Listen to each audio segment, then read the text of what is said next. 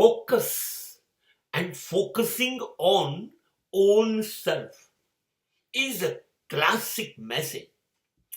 What do you mean exactly by focus? માત્ર એની ઉપર ધ્યાન કેન્દ્રિત કરો એવું આપણને મોટિવેટ સ્પીકરો કહે છે ને એ સાચું પણ છે. તમે શેની ઉપર તમારું બધું જ 100% કરતા વધારે તમારી બધી શક્તિ બધી આવડત નાખી દો છો એ ફોકસ છે એવું એ લોકો કહે છે. પણ ફોકસની એક સાઈડ